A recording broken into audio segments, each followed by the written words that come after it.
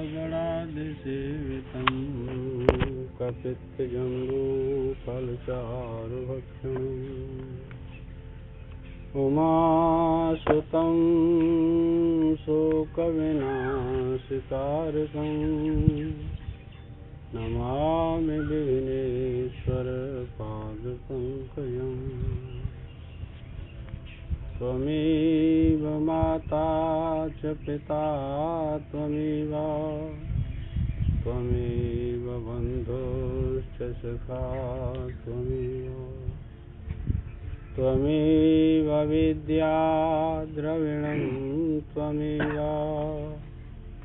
त्वमेव सर्वं मम देवदेव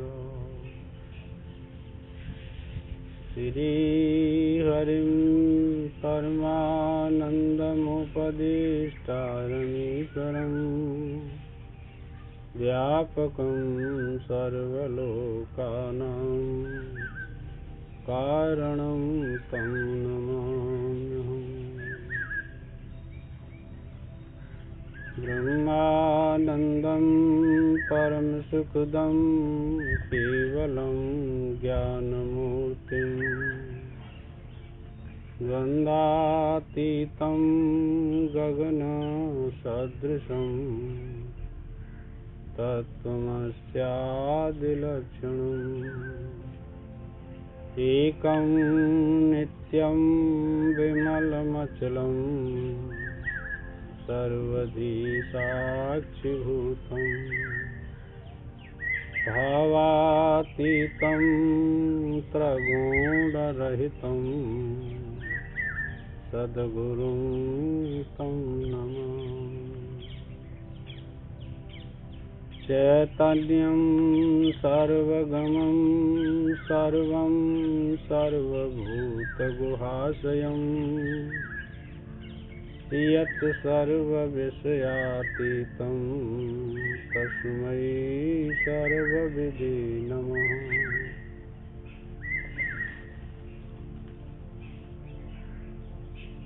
ओम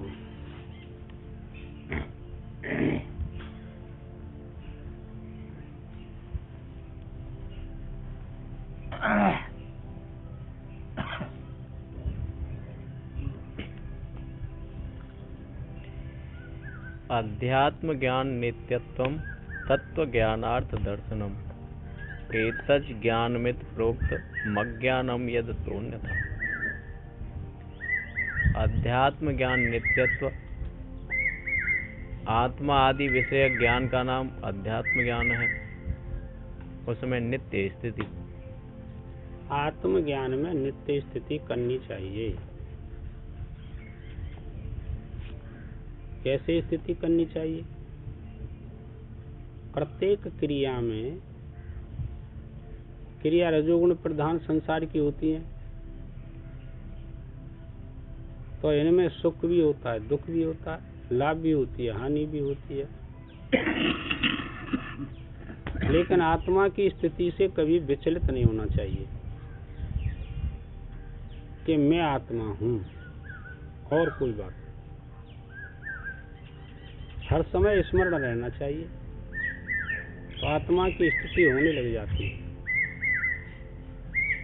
जो अध्यास हो रहा था ना, वो कमजोर पड़ने लग जाता है,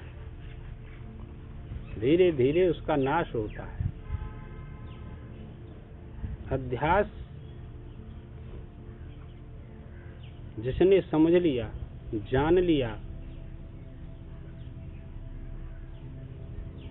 वो अध्यात्म ज्ञान में स्थिति कर सकता है। और जो अध्यास को नहीं जानता, नहीं समझता, वो स्थिति कैसे करेगा? उसने तो शरीर को ही आत्मा मान रखा है, इंद्रियों को आत्मा मान रखा है, कर्म को ही आत्मा मान रखा है, उपासना को ही आत्मा मान रखा है। फिर वो शरीर में से अध्यास कैसे निकालेगा? ये बहुत एक विलक्षण है अध्यास। समस्या इस बात की है कि हो नहीं सकता कोई काम, पर माया की ऐसी प्रबलता है कि वो प्रत्यक्ष है। हो नहीं सकता किसी भी तरह से, पर हो रहा है, क्या करें? यही माया की विशेषता लाला। शरीर कभी आत्मा हो नहीं सकता और आत्मा कभी शरीर नहीं हो सकता,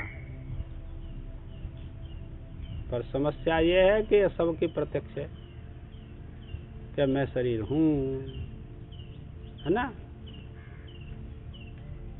इसकी निवृत्ति के लिए बहुत उपाय करना पड़ता है, साधन करना पड़ता है। अध्यास की निवृत्ति के लिए, आत्म तत्व की निवृत्ति के लिए नहीं। वो अध्यात्म ज्ञान तो स्वयं प्रसिद्ध ही है, उसके लिए क्या करेंगे? पर अध्यास की निवृत्ति के लिए तो साधन करना ही पड़ेगा। ये ऐसा ही है अध्यास। देखिए, आप बड़ी शांति से समझें कि जो कुछ भी दृष्टि गोचर हो रहा है, चाहे इस लोक की दृष्टि हो चाहे परलोक की दृष्टि हो, आपके इसको अर्थाध्यास कहेंगे। ये अर्थाध्यास दिखाई दे रहा है आपको। अब इस अर्थाध्यास में आप अपना व्यवहार करेंगे कि नहीं? व्यवहार सभी करते हैं। इसको कहते हैं ज्ञानाध्यास। जो दिखाई दे रहा है ये वस्तु है, कोई न कोई वस्तु तो है, और व्यवहार इसी से होता है। व्यवहार को ज्ञानाध्यास कह दिया और दृष्टि गोचर वस्तु को अर्थाध्यास कह दिया। तो अर्थाध्यास कोई एक प्रकार का तो है नहीं, अनेक प्रकार का अर्थाध्यास है। पर सबके साथ लेना देना, बोलना चलना, खाना पीना, सोना, सुख दुख, मम मेरा और इदम यह तेरा, ये अध्यास का काम है और ये सबके साथ है। इसी को कहते हैं ज्ञानाध्यास। अब इसका सूक्ष्म विचार देखिए कि ज्ञानाध्यास जो है ना, उसी को स्वरूपाध्यास कहते हैं, उसी को कारणाध्यास कहते हैं। अपने स्वरूप का हमको ज्ञान नहीं है और अपने स्वरूप में अनेक प्रकार की उत्पत्ति को स्वीकार करता है।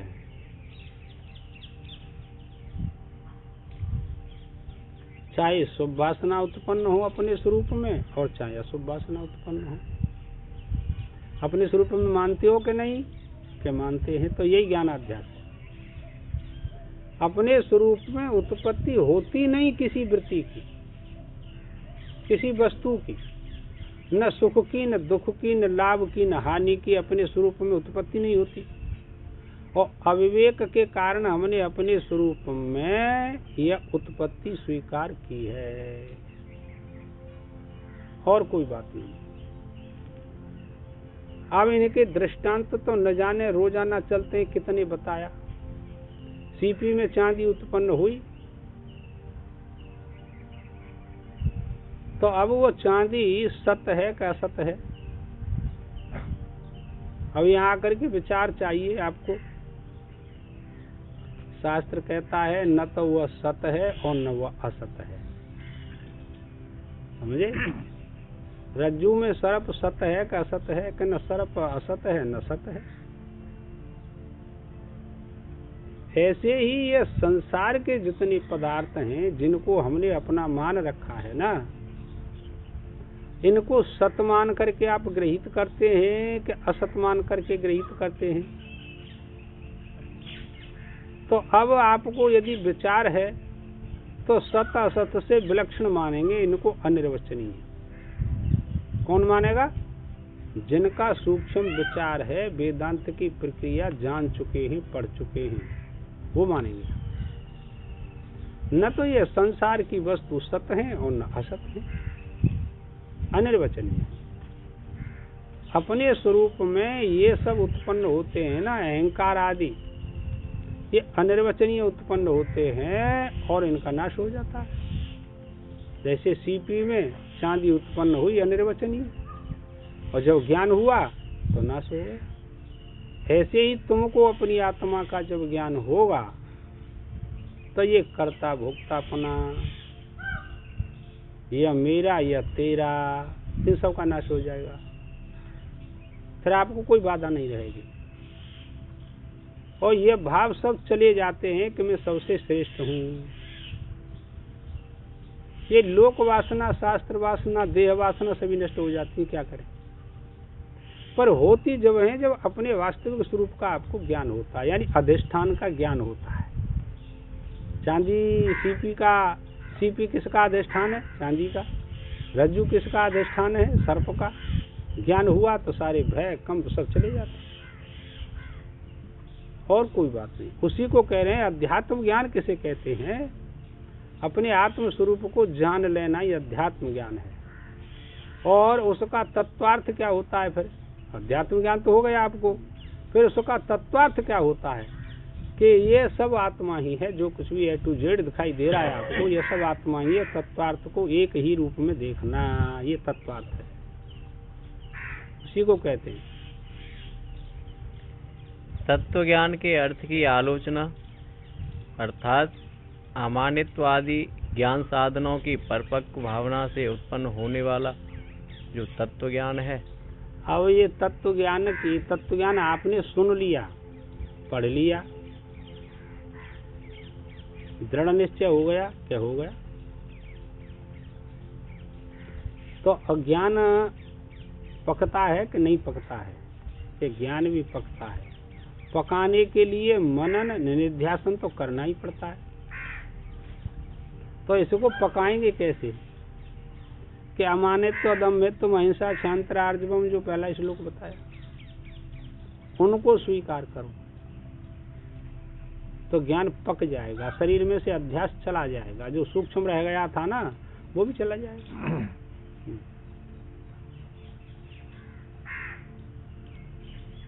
परिपक्व भावना से उत्पन्न होने वाला जो तत्व ज्ञान है, उसका अर्थ जो संसार की उपरति रूप मोक्ष है, उसकी आलोचना। पहले संसार प्रतीत होता था, विषय प्रतीत होते थे, और जब आत्मा का ज्ञान हुआ कि मैं आत्मा हूँ, ज्ञान पक गया, तो पहले जो दिखाई दे रहा था उसका पता नहीं कहाँ चला गया। अब तो मुझको आत्मा ही आत्मा दिखाई देता है, वो विषय चले गए। आप अनुभूति नहीं करते। जिस समय कामना उत्पन्न होती है उस समय विषय इतना प्रिय लगता है कि दूसरा व्यक्ति दिखाई नहीं देता, दूसरी कोई वस्तु दिखाई नहीं देती, वह विषय प्रिय लगता है, इतनी आसक्ति होती है। और जब उसकी निवृत्ति होती है, आत्मा का ज्ञान होता है, तो बुलाने से भी वह विषय आपके पास नहीं आएगा, स्मृति में भी नहीं आता लाला, न जाने कहाँ चला जाता है। ऐसा है ये आत्मज्ञान। सारे सुख दुख जन्म मरण सब अलग हो जाते हैं।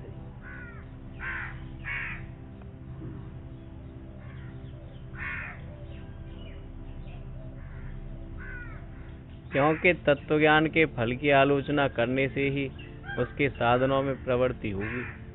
किसी वस्तु का ज्ञान पहले बताया जाता है, यानी उसके फल का वर्णन किया जाता है, उसका फल दिखाया जाता है शब्दों के द्वारा कि ऐसा करने से यह फल आपको प्राप्त होगा। तो जीव उस फल की आसक्ति को लेकर के उन साधनों में प्रवृत्त होता है। कोई शास्त्र हो, पहले फल का वर्णन करते हैं कि आप ऐसा करेंगे साधन तो यह फल प्राप्त होगा, उसमें प्रीति हो जाती है और वह साधन करता है, साधन करते करते उस फल को प्राप्त कर लेता है, संसार छूट जाता है। अमानित्व से लेकर तत्वज्ञान के अर्थ की आलोचना पर्यंत कहा हुआ आलोचना माने कथन करना। समस्त साधन समुदाय ज्ञान का साधन होने के कारण ज्ञान इस नाम से कहा गया है। साधनों को भी ज्ञान नाम से कह दिया गया कि यह साधन ही ज्ञान है, यह गौणी वृत्ति से कह दिया।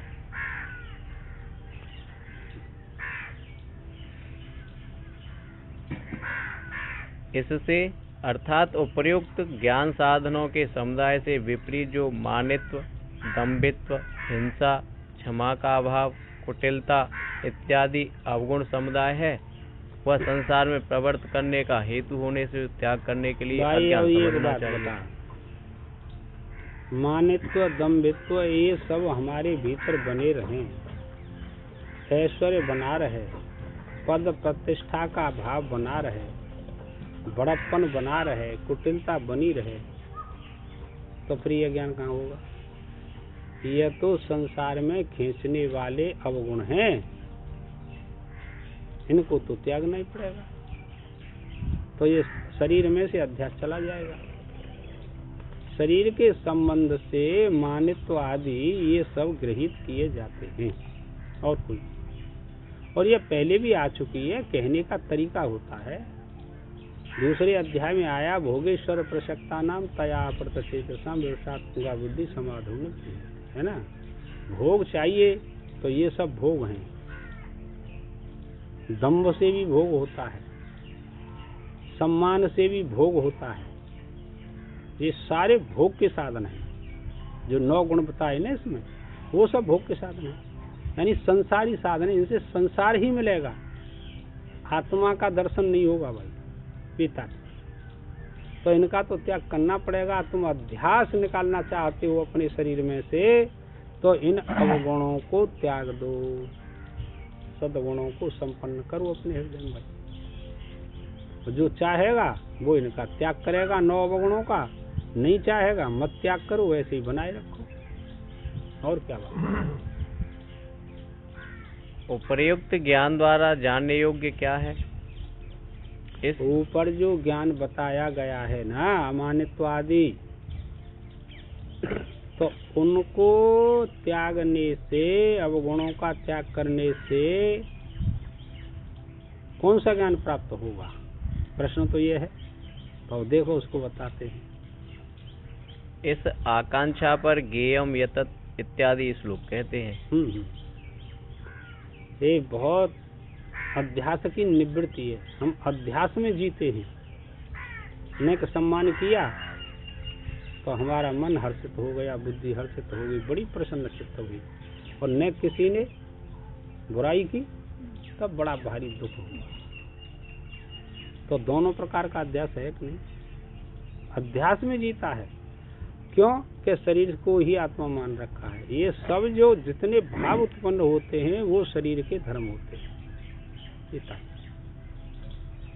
तो इन सब को स्वीकार करने से वो कहते हैं फिर कौन सा ज्ञान होगा? कि अब सुन, कौन सा ज्ञान होगा उसे बताते हैं। पूर्व पक्षी, अमानित्वादि गुण तो यम और नियम है, उससे ज्ञेय वस्तु नहीं जानी जा सकती, क्योंकि अमानित्वादि सद्गुण किसी वस्तु के ज्ञापक नहीं देखे गए हैं। सभी जगह यह देखा जाता है कि जो ज्ञान जिस वस्तु को विषय करने वाला होता है वही उसका ज्ञापक होता है। अन्य वस्तु विषय ज्ञान से अन्य वस्तु नहीं जानी जाती, जैसे घट विषय ज्ञान से अग्नि नहीं जाना जाता। तुम्हारी समझ में कहाँ आया? बता, क्या भी पढ़ ली?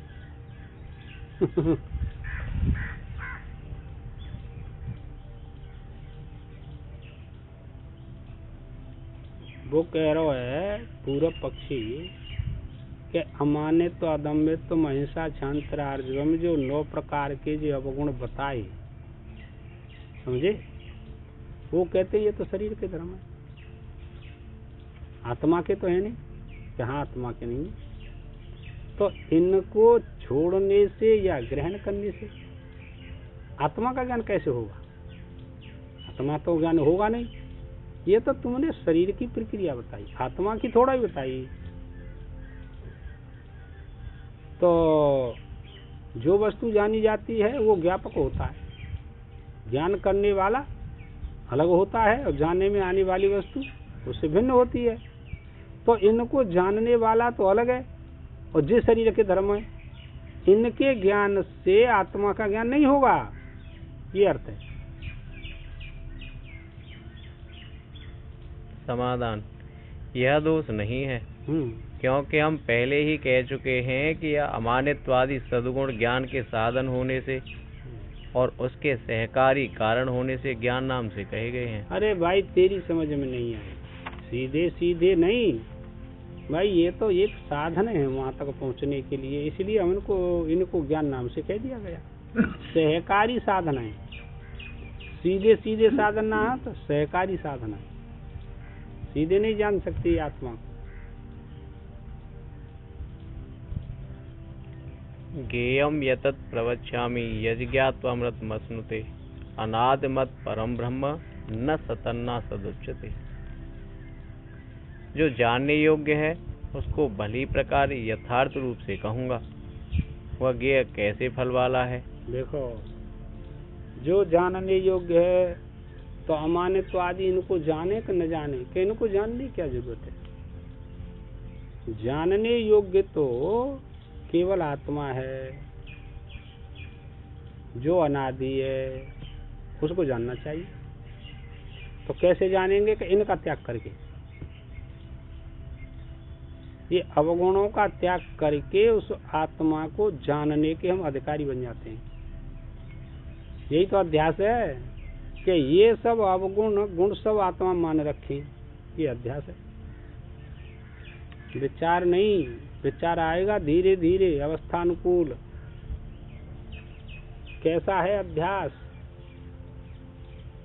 विचार दृष्टि करता है साधक तो जड़ कभी चेतन नहीं हो सकता, चेतन कभी जड़ नहीं हो सकता। प्रकाश कभी अंधकार नहीं हो सकता और अंधकार कभी प्रकाश नहीं हो सकता। सूर्य में अंधकार बुद्धि कर सकता है कोई? नहीं कर सकता। अंधकार में कोई सूर्य बुद्धि कर सकता है, प्रकाश बुद्धि कर सकता है? नहीं कर सकता है। समस्या तो यही है, दिन को कोई रात्रि नहीं मानता और रात्रि को कोई दिन नहीं मान सकता। ये है जड़ चेतन की ग्रंथि, इसी को अध्यास कहते हैं। और ये स्मृति रूप परत्र पूर्व दृष्ट तत्र रूप अध्यास, इसी को अध्यास कहते हैं। और अध्यास समान स्वभाव वाले पदार्थों में होता है, जहाँ तक होता है वहाँ तक समान स्वभाव वाले पदार्थों में ही अध्यास होगा, विषम में नहीं होगा। समस्या है, रस्सी में सर्प का अध्यास हो सकता है, अन्य का नहीं हो सकता है। तो समान स्वभाव वाले पदार्थों में अध्यास हुआ ना। लेकिन यहाँ तो ये तो प्रत्यक्ष है कि समान स्वभाव नहीं है और अध्यास हो रहा है। अरे शरीर जड़ है, आत्मा चेतन है, तो समान स्वभाव कहाँ है? एक प्रकाश वाला है, एक अप्रकाश वाला है। दीपक में प्रकाश है और घट अप्रकाश रूप है। घट दीपक नहीं हो सकता, दीपक घट नहीं हो सकता, ये प्रत्यक्ष है लाला। पर क्या करें, ये प्रत्यक्ष है कि मैं करता हूँ, मैं भोगता हूँ। ये सब शरीर के धर्म और आत्मा में आरोपित है। ये सूक्ष्म विषय है और बिना अध्यास की निवृत्ति के कोई संसार के बंधन से छूट नहीं सकता। अध्यास रहेगा तो जन्म रहेगा, ये तात्पर्य। और बड़े प्रियतन से इसको जानना चाहिए। जो साधन बताए उनको स्वीकार करे और धीरे धीरे अपने साधन को बढ़ाए, बस और कुछ। यह बात श्रोता में रुचि उत्पन्न करके उसे सम्मुख करने के लिए कहते हैं। जिस जानने योग्य परमात्मा के स्वरूप को जानकर मनुष्य अमृत को अर्थात अमर भाव को लाभ कर लेता है, फिर नहीं मरता। तो वो जानने योग्य क्या है कि वो अमृत तत्व आत्मा, जिसको जान करके मनुष्य जन्म मरण से रहित हो जाता है, वही अमर तत्व, वही अमृत है। उसको जानना चाहिए। वह ज्ञेय अनादिमत है। अनादि है। ज्ञेय माने जानने में आने वाली वस्तु अनादि है, जो सबका प्रकाशक है, जिसे कोई प्रकाशित नहीं कर सकता। वो कैसा है? अनादि है, आदि नहीं है, वो अनादि है। जिसकी आदि हो वह आदिमत, और जो अनादिमत न हो वह अनादिमत कहलाता है। वो आदिमत न हो। हाँ, अनादिमत बोल गए आप लोग।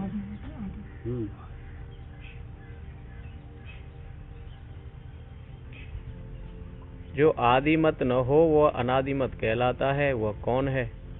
वही परम नृत्य ब्रह्म, जो कि इस प्रकरण में ज्ञेय रूप से वर्णित है। उसको जानना चाहिए। यहाँ कई एक टीकाकार अनादि मत परम इस प्रकार पदच्छेद करते हैं। कारण यह बतलाते हैं कि बहुव्रीहि समास द्वारा बतलाए हुए अर्थ में मुतुप प्रत्यय के प्रयोग की निरर्थकता है, अतः वह अनिष्ट है। वे टीकाकार ऐसा पदच्छेद करके अलग अर्थ भी दिखाते हैं कि मैं वासुदेव कृष्ण ही जिसका परम शक्ति हूँ, वह ज्ञेय मत पर है। ठीक है, यदि उपर्युक्त अर्थ संभव होता तो ऐसा पदच्छेद करने से पुनरुक्ति के दोष का निवारण हो सकता था। हो जाता, तो निवारण हुआ नहीं। बहुव्रीहि समास दो प्रकार का होता है, तत्गुण बहुव्रीहि समास और तत्गुण बहुव्रीहि समास, उसी को बता रहे हैं। परंतु यह अर्थ ही संभव नहीं है, क्योंकि यहाँ ब्रह्म का स्वरूप न सतन्ना सदुच्यते आदि वचनों से सर्व विशेषणों के प्रतिषेध द्वारा ही बतलाना इष्ट है।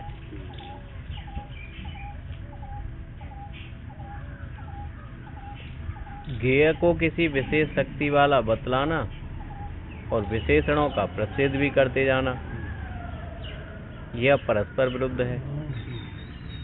सूत्राम यही समझना चाहिए कि मुतुप प्रत्यय का बहुव्रीहि समास का समान अर्थ होने पर भी यहाँ श्लोक पूर्ति के लिए यह प्रयोग किया गया है।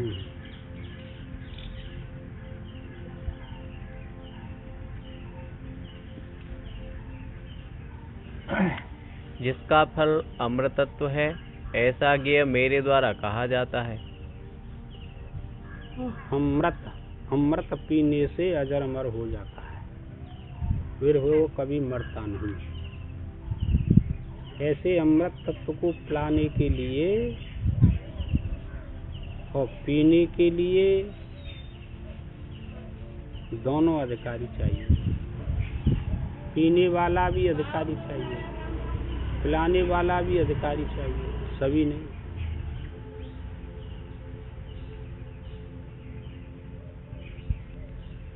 इस कथन से रुचि उत्पन्न कर अर्जुन को सम्मुख करके कहते हैं, उस ज्ञेय को न सत कहा जा सकता है और न असत ही कहा जा सकता है।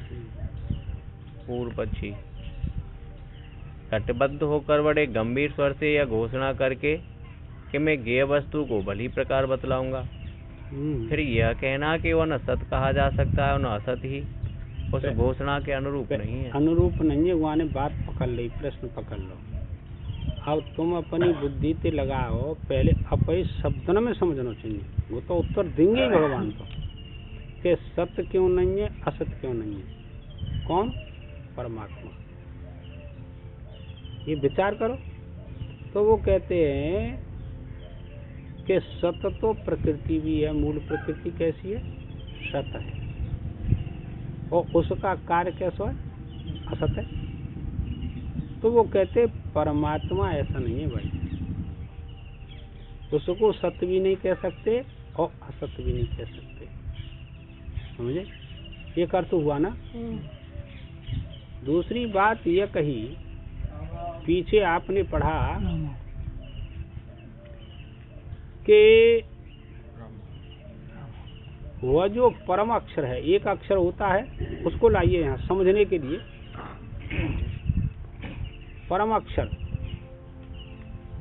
अक्षर से विलक्षण बताया नहीं, अक्षर से विलक्षण बताया पीछे 8वें अध्याय। तो उसको परम अक्षर कह दिया। क्यों? कि अक्षर तो प्रकृति भी है कि नहीं, और उसका कार्य क्षर स्वरूप वाला है। वो कहते हैं क्षर अक्षर दोनों से परे परम अक्षर है परमात्मा। ऐसे ही उसी के अनुरूप यहाँ जानना चाहिए कि वो सत्य से और असत्य से दोनों से परे है। कौन? परमात्मा। बस, और कोई बात नहीं। उसमें दिया है ब्रह्म वेदापनोति परम। जो ब्रह्म को जानता है, कौन? ब्रह्मवेत्ता, वो परमात्मा को प्राप्त हो जाता है। श्रुति है 33। तो भाई ये बहुत गंभीर मसला है। अतिव्याप्ति दोष निकाल करके भाष्यकार ने इन अर्थों को लिखा है। समाधान: यह नहीं, भगवान का कहना तो प्रतिज्ञा के अनुरूप ही है कि उस गेय को मैं तेरे प्रति कहूँगा। क्योंकि वाणी का विषय न होने के कारण सब उपनिषदों में भी गेय ब्रह्म ऐसा नहीं, स्थूल नहीं, सूक्ष्म नहीं। हाँ, नेत नेत नेत, ऐसा नहीं, ऐसा नहीं, ऐसा नहीं। देख, ये ब्रह्म विद्या ब्रह्मा जी को प्राप्त हुई सबसे पहले। ब्रह्मा जी ने अपने पुत्र अथर्वण ऋषि और ऐसी परंपरा से चली आ रही है। 4थे अध्याय में भगवान ने इसका भी निरूपण किया। ये तो उपनिषदों का कथन है कि मैंने इस ब्रह्म विद्या को सूर्य से कहा। आया ना? तो ये ब्रह्म विद्या तुम ऐसे बन जाओगे, समझ में आ जाएगी बात। कोई ऐसा बन गया, समझ में आ जाएगी। नहीं बना, समझ में नहीं आएगी, पार नहीं होंगे। तो ये ब्रह्म विद्या ऐसी कोई सामान्य थोड़ा ही है।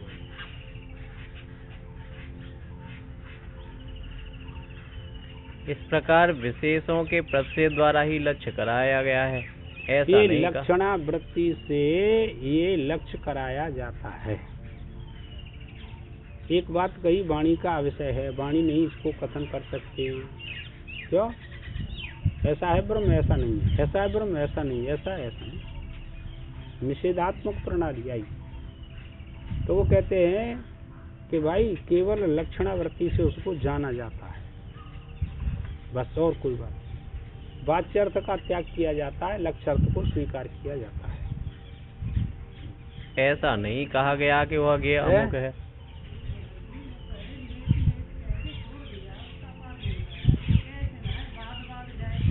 तत्वबोध वो जान पढ़ा नहीं उन्होंने ठीक प्रकार से, ऐसे नहीं छोड़ा है। फिर तो कोई तो धर्म अधर्म का कोई ज्ञान ही नहीं होगा। फिर सब पढ़ाई लिखाई बेकार रहेगी। नेत नेत पे लोग ऐसे ही कहते हैं। अरे वैसी बात ऐसे ही कहते हैं। जानो ना है, वेद वैसी लिख दे वहाँ ने। वेदन में जो ज्ञान हो किसके लिए लिखा, ये बात।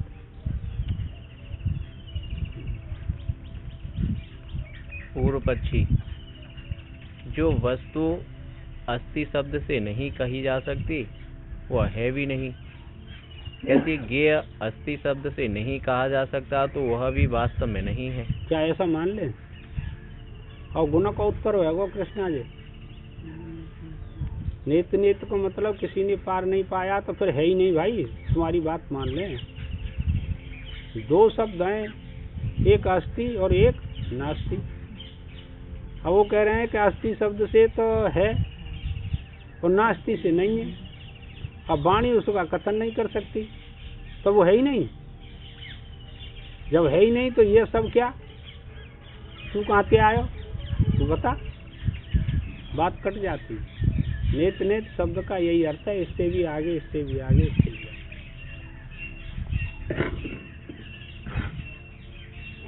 ब्रह्म ऐसा नहीं, ऐसा नहीं, ऐसा।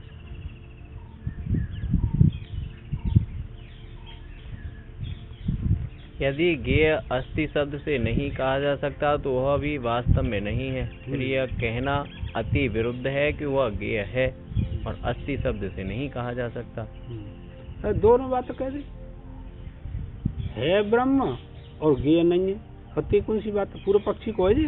हाँ, दोनों बात जो कह रहे हो भाई, एक बात कह तो यूँ कह के है ही नहीं, तो हम स्वीकार करें जाए। और तू स्वीकार कर, फिर देख का है रोगा रखूं। और तू दोनों बात कह रहे हो कि है और नहीं है, दोनों बात कैसे मान ली जाएंगे? समाधान, वह ब्रह्म नहीं है सो नहीं।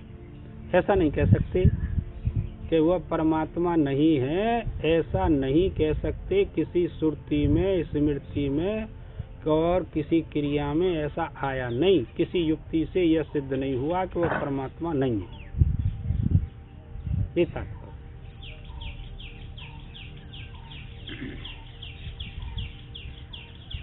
क्योंकि वह नहीं है, इस ज्ञान का भी विषय नहीं है। ये भी एक ज्ञान है कि वह परमात्मा नहीं है। अच्छा, अब देख तू सूक्ष्म में जाओ, वह परमात्मा नहीं है, मैंने बोधन किया कि वह परमात्मा नहीं है। तुमने सुना, तुमने बोधन किया, मैंने सुना। तो यह ज्ञान तुमने कहाँ से सीखा? पहले इसका उत्तर दो। परमात्मा नहीं है, ये भी तो ज्ञान है कि वो नहीं है साहब। तो यह ज्ञान तुमने कहाँ से सीखा बताओ? आप कहेंगे वेद से। वेद से तो वेद ने मिथ्या उच्चारण किया, फिर इसको आप क्यों मानते हैं? बहुत ज्ञान की सूक्ष्मता है, ऐसा नहीं हो सकता। हाँ।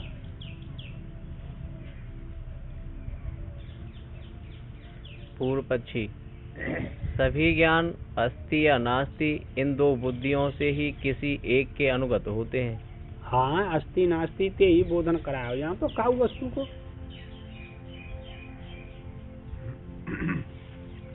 इसलिए ज्ञेय भी या तो अस्ति ज्ञान से अनुगत प्रतीति का विषय होगा या नास्ति ज्ञान से अनुगत प्रतीति का विषय होगा। हाँ, ऐसा नहीं, ऐसा नहीं, ये तो बात ठीक है कि ऐसा नहीं, ऐसा नहीं। नेत नेत का अर्थ है ऐसा नहीं, ऐसा नहीं। जितनी प्रक्रिया है विद्वान पुरुष वो बाध्यता अनुवृत्ति के द्वारा ही उसको ग्रहित करते हैं, वाद करके ही ग्रहित करते हैं। सबसे सरल रीति है, युक्ति है सबसे सरल। वाद करते करते जो शेष बचता है वही तुम्हारा स्वरूप है। समाधान, यह बात नहीं है, क्योंकि वह ब्रह्म इंद्रियों से अगोचर होने के कारण दोनों प्रकार के ही ज्ञान से अनुगत प्रतीति का विषय नहीं है। दोनों प्रकार का ज्ञान कैसा हो गया? अस्ति और नास्ति। दोनों प्रकार के ज्ञानों से कैसा है? अतीत है और नहीं। क्योंकि मनवाणी तो ये शब्द प्रमाण के अंतर्गत आते हैं लाला, और शब्द प्रमाण से अस्ति नास्ति इनका ज्ञान होता है। बताया था, ध्यान है? शब्द प्रमाण से किन किन किन किन किन बातों का ज्ञान होता है? बताओ, ध्यान न यारो, ध्यान।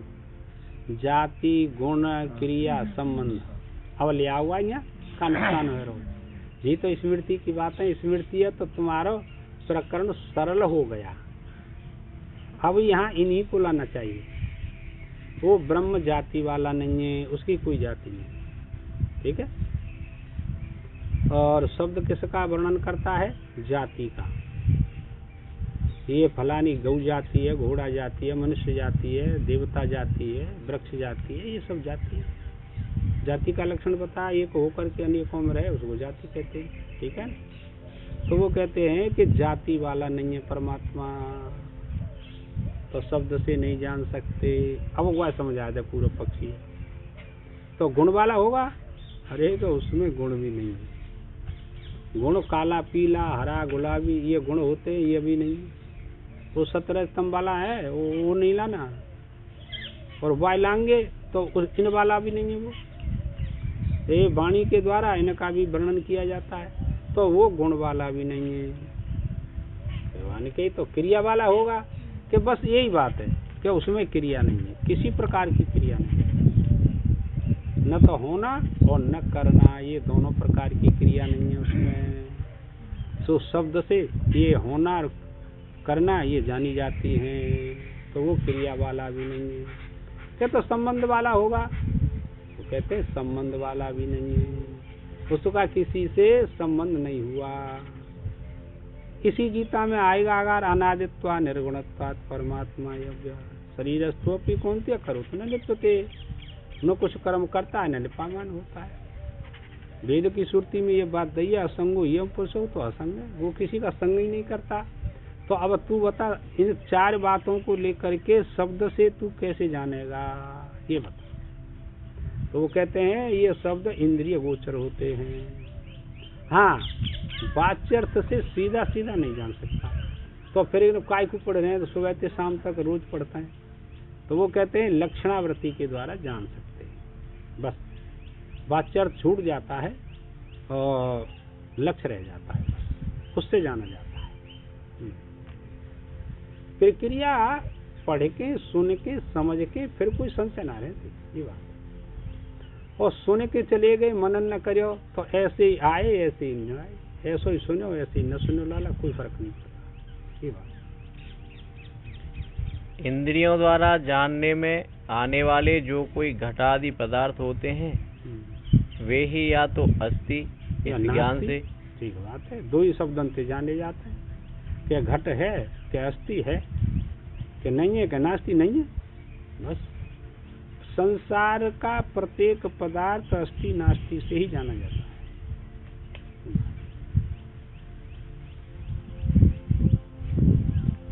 वे ही या तो अस्थि इस ज्ञान से अनुगत प्रतीति के या नास्ति इस ज्ञान से अनुगत प्रतीति के विषय होते हैं। ये बहुत समझ की बात है लाला। प्रश्न उत्तर दोनों गंभीर रूप तो समझने चाहिए, गंभीर रूप से। परंतु यह ज्ञेय ब्रह्म इंद्रियातीत होने के कारण केवल एक शब्द प्रमाण से ही प्रमाणित हो सकता है। हाँ हाँ, लक्षणा के द्वारा, सो लक्षणा के द्वारा। इसलिए घटादि पदार्थों की भांति यह है नहीं है, इन दोनों प्रकार के ही ज्ञान के अनुगत प्रतीति का विषय नहीं है। हाँ, इन दोनों से भिन्न है। सुतराम वह न तो सत कहा जा सकता है और न असत ही कहा जा सकता है। इसका मतलब सत असत पदार्थ संसार के होते हैं, सत भी होते हैं और असत भी होते हैं। न जानने के कारण सत्य प्रतीत होता है, जान करके मिथ्या प्रतीत होता है संसार का पदार्थ। विचारवान पुरुषों के लिए है ये सारी व्यवस्था। तथा तुमने जो यह कहा कि ज्ञेय है किंतु वह न सत कहा जाता है और न असत कहा जाता है, यह कहना विरुद्ध है।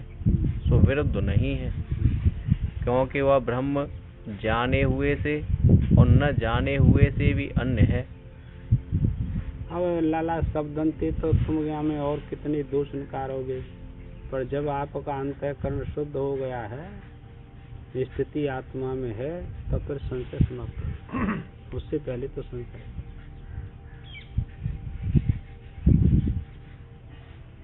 इस श्रुति प्रमाण से यह बात सिद्ध है। शंका, यदि यह श्रुति भी विरुद्ध अर्थ वाली हो तो,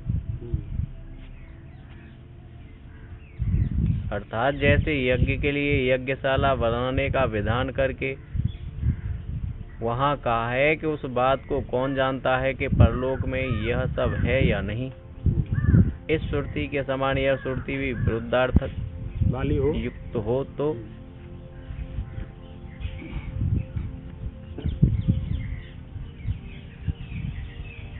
समाधान, यह बात नहीं है, क्योंकि यह जाने हुए से और न जाने हुए से विलक्षणत्व प्रतिपादन करने वाली श्रुति निस्संदेह अवश्य ही ज्ञेय पदार्थ का होना प्रतिपादन करने वाली है, और यह सब परलोक में है या नहीं इत्यादि श्रुति वाक्य विधि के अंत का अर्थवाद है, अतः उसके साथ इसकी समानता नहीं हो सकती। दोनों की समानता कैसे होगी? वो तो कर्मकांड की श्रुति है और अर्थवाद को लेकर के है, इसमें कोई अर्थवाद नहीं है। ये था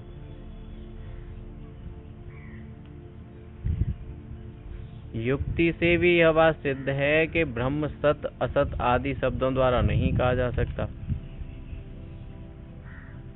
क्योंकि अर्थ का प्रकाश करने के लिए वक्ता द्वारा बोले जाने वाले और श्रोता द्वारा सुने जाने वाले सभी शब्द जाति, क्रिया, गुण और संबंध द्वारा संकेत ग्रहण करवा कर ही अर्थ की प्रतीति कराते हैं। आई गई वही बात आई गई ना, जाति, गुण, क्रिया, संबंध का।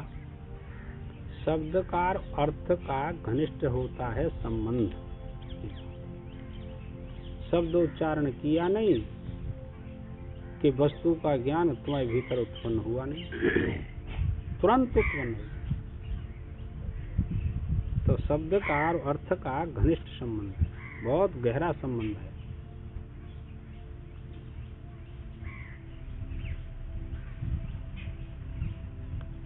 अर्थ की प्रतीति कराते हैं अन्य प्रकार से नहीं, कारण अन्य प्रकार से प्रतीति होती नहीं देखी जाती। जैसे गौ या घोड़ा या जाति से, पकाना या पढ़ना या क्रिया से, सफेद या काला या गुण से, और धनवान या गौवाला या शब्द से जाने जाते हैं। शब्द से ही ज्ञान होता है इन चार बातों का, और इन चारों से परे आत्मा। बस इसी तरह सब का ज्ञान होता है, परंतु ब्रह्म जाति वाला नहीं है, इसलिए सत आदि शब्दों द्वारा नहीं कहा जा सकता। निर्गुण होने के कारण वह गुणवान भी नहीं है, जिससे कि गुणवाचक शब्दों से कहा जा सके, और क्रिया रहित होने के कारण क्रियावाचक शब्दों से भी नहीं कहा जा सकता। ब्रह्म कला रहित, क्रिया रहित और शांत है। इस श्रुति से भी यही बात सिद्ध होती है।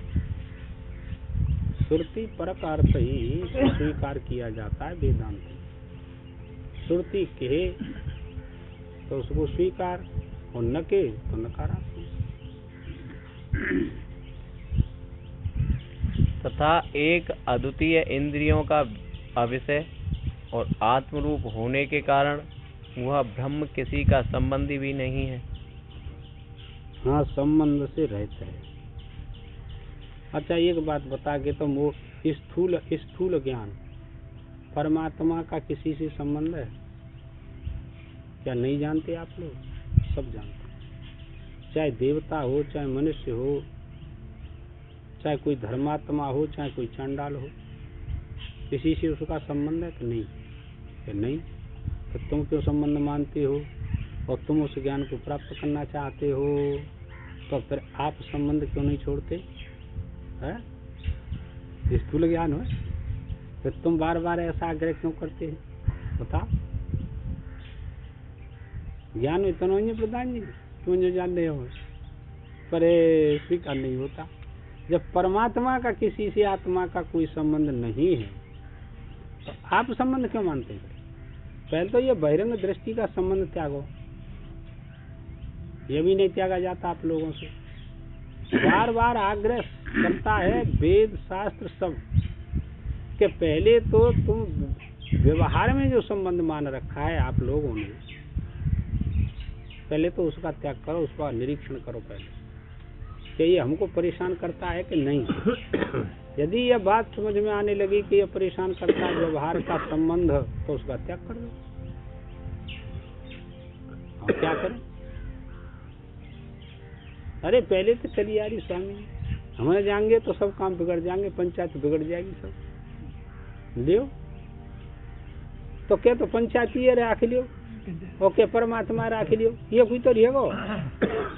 और कौन त्यागे? क्या बात है तुम बता?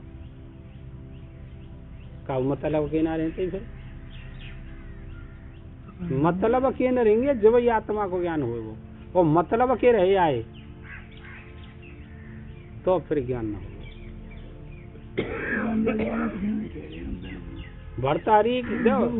भरतारी के वो गोपी चंद्र भिक्षा ले भी गए, तो उन्होंने कहा कि बांदी ने के गो भिक्षा ले भी आ गई राजा, क्या तो भीतर ले वाला जट ले वाले समझाए बुझाए कि तो भिक्षा देनी हो तो दे दे, नहीं हम चले जट दे दे, गुरु रोटी पानी बढ़िया बनाए के और दे दे, ले जा। फिर दूसरे दिन गुरु तो गुरु ही होता है, गुरु की बात है तुम कैसे जान लियोगे? वही कई गोरखनाथ ने आज चले बच्चा लेके हम वहीं थे, तो फिर चले गए, फिर नारायण हरि कही बांदी ने कही कि वो तो फिर आ गई ले गए, वानी कही लेवा ला, वो लेवा भी आई के तो चलो के भाई अब अंदर ना जा रही यहीं दे तो अटमोई बच्चा दे गई। फिर तीसरे दिन आप भेजे, गोपी जी तो बढ़ते कह रहे रोज मुझे भेज दें कहीं महलन में, वानी के हम कह रहे हैं वह काम कर, तो फिर चले गए। फिर बांदी ने कही कि आए गए कि हमारे काम कौन आ रहे हो जा, अब हमारे काम को कहा तू दिया दिया, रानी ने जबकि में देखे कहा वही काम कोई ना रहे और हम ना छोड़ दे जा, बिल्कुल बात है। जब संसारे मतलब के न रहेंगे तब आत्मा को मतलब सिद्ध हो तो है, चाहे महात्मा है जाओ चाहे गृहस्थ में रह जाओ, सब मतलब सिद्ध कर रखे गृहस्थ में तुम लोगों ने, एक बात ना छोड़ी झूठे को आई समझ में, और ना तो सब जने बताओ अपन कोई सत्यता आती है कि कौन सी बात छोड़ दी है, अब तक 20 साल थे ये को ना छोड़ी, न काम छोड़ो, न क्रोध छोड़ो, न लोभ छोड़ो, न मोह छोड़ो, न झूठ छोड़ो, कौन सी छोड़ दी है, कोई ना छोड़। तो जे भीतर आगी न को ज्ञान है, महात्मा है जाओ होता है शांत का भीख मांगो कई मांगे रहो करने के मोटरसाइकिल लेंगे ते शर्मना है थी मोटरसाइकिल का करे हो पामना है ते जिना हो तो सहन आत्मज्ञान ऐसा समझ रहा क्यों है कि बस ने का पढ़ाए और ने का 2000 जब पकड़ ले हम तो आत्मज्ञानी है जी, अरे वो लाला बात अलग है, वो बिल्कुल डिफरेंस है, सबकी समझ की तो रही है। चलो करो जैसे चल रही है प्रभु की कृपा है, फिर हम तो नीचे उतरे हम तो अपने आप ही मैंने की तू जिनते खाई ले आए तो रही बेचारे कचू न कचू तो सीख ही रही कब वो है जाए वो कचू हो वो तो तू ही कौन शौक हुआ है तू मर रहे हो अपन करी भैया, पर चलो शास्त्र ही बात कहता है काल दोष छोड़ो ये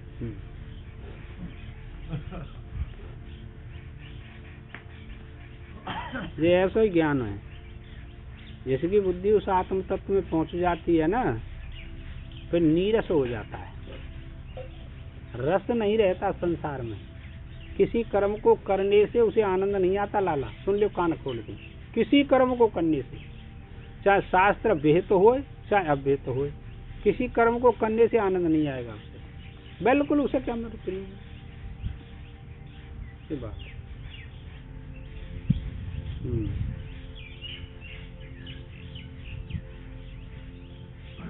अतः यह कहना उचित ही है कि ब्रह्म किसी भी शब्द से नहीं कहा जा सकता, जहाँ से वाणी निवृत्त हो जाती है इत्यादि श्रुति प्रमाण से भी यही बात सिद्ध होती है। वह ज्ञेय सत शब्द द्वारा होने वाली प्रतीति का विषय नहीं है, इससे उसके न होने की आशंका होने पर उस आशंका की निवृत्ति के लिए समस्त प्राणियों की इंद्रियादि उपाधियों द्वारा उस ज्ञेय के अस्तित्व का प्रतिपादन करते हुए कहते हैं। कैसे हो फिर वो कहता कहते वो जो ज्ञेय माने परमात्मा है तो उसमें कुछ शक्ति है कि नहीं है ये बताओ, उसका अनुभव कैसे करें, उसका कुछ अस्तित्व है कि नहीं, क्या हाँ अस्तित्व है, तो कैसे अस्तित्व स्वीकार करें कि उसमें ज्ञान है शक्ति है, ये अस्तित्व कैसे करें स्वीकार, उसको बता रहे हैं कि जितने 84 लाख योनियां हैं और उनसे परे भी योनियां हैं, जितने जीव हैं सबकी इंद्रियों को पुष्ट करता है और सबसे अलग रहता है, ऐसी है उसकी शक्ति। अब इसको सब कैसे जान लेंगे तुम बताओ, सारी इंद्रियां अपने अपने विषयों से पुष्ट होती हैं, उसके बिना पुष्ट नहीं हो सकती, आनंद नहीं ले सकती, पर वह इनसे सबसे अलग रहता है। उसका अस्तित्व ऐसा है, उसमें ऐसी ताकत है। और सब बेचारी कैसी जाने, जिनके पुण्य कई जन्मों के राग ध्वंस हो गया है, वो इन बातों को जानते हैं। अब राग ध्वंस कर लियो और चाहे बढ़ाए लियो, ये तो अपनी अपनी राजी।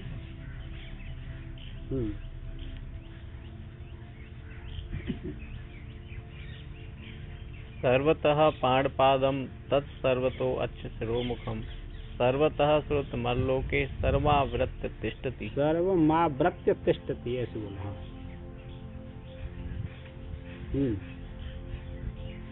वह गेय सब और हाथ पैर वाला है।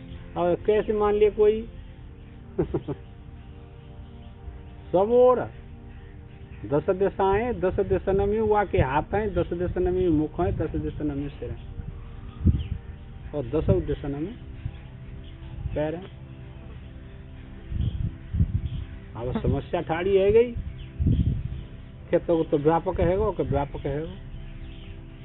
फिर हाथ पामन से कहा करेगा, जब वो व्यापक ही है तो वहाँ को काम तो समाप्त है गो। वो कहे ना, ऐसा नहीं हो सकता। करबिन कर्म करे विधनाना। वहाँ कह रहे हैं हाथ पामना है तो सब कामन कर रहे हैं, यहाँ कह रहे हैं सब और हाथ पैर हैं वाकई। तो उसके अस्तित्व का, उसके प्रभाव का, उसकी शक्ति का यहाँ वर्णन किया गया है। बस एक साथ बहुत मार्के का ज्ञान है, ऐसे थोड़ा। उसका अस्तित्व कैसे जाने हम, कब वो ऐसा है। काऊ के बोल तू ना है, काऊ कछु दे तो दिखाई ना दे रहो और सब पे शासन कर रहे हो, वहाँ का अस्तित्व ऐसा है। कोई कह भी आ रहा है काउते कि तू सुबह कर्म कर, क्या सुबह कर्म करे, वो ना कह रहा काउते। न तुम बताए जा रहे हुआ है, तुमने तो कोई बताए गए हो कि हमने इतना अशुभ कर्म करियो, बुरो कर्म करियो, क्या शुभ कर्म करियो, वाते कोई बताए गए हो।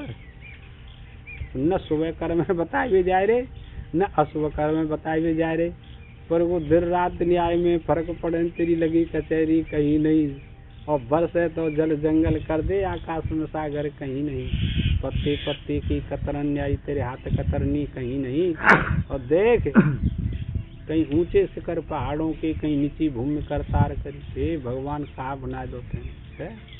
और देख ऐसा बनायो ये संसार, कोई दर दर टुकड़े मांग रहा, नारायण हरी भैया दे दो का ये कर रोटी, क्या आगे आगे आगे चल।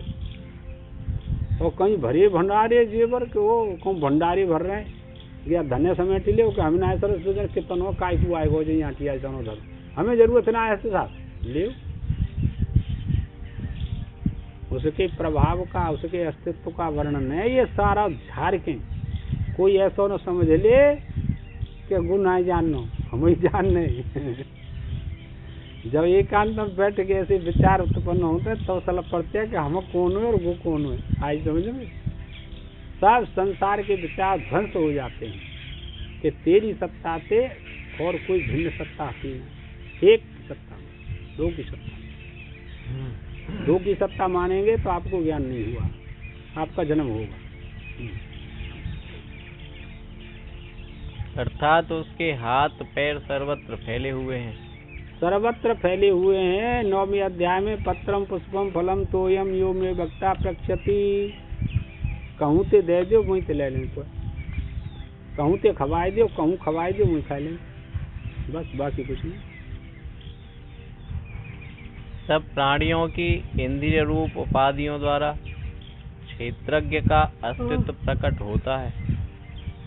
क्षेत्रज्ञ माने परमात्मा, जीवात्मा, ब्रह्म, ईश्वर, कुछ भी कहो। इंद्री क्यों बनाई कि परमात्मा के प्रभाव को, अस्तित्व को बताने के लिए इंद्रियां बनाई। अच्छा एक बात बताओ, वाणी में बैठ करके कौन बोलता है? वही बोलता है। श्रोत्रों में बैठ करके कौन सुन रहा, कौन ज्ञान कर रहा है? क्या अच्छे शब्द हैं कि बोले तो वही ज्ञान कर रहा है। नेत्रों में बैठ करके सुंदर असुंदर वस्तु को कौन गृहीत करता है कि वही जानता है। तो अपने अस्तित्व को प्रकट करने के लिए अपने आप अपनी इंद्री बना दी, छुट्टी आई। किसी से क्या लेना था, दूसरा कोई है ही नहीं।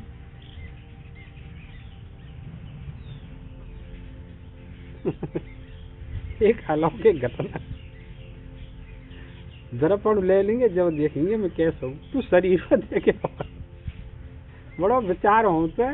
मैंने कि पढ़े लिखे बेपढ़े लिखे सब वही काम करता है।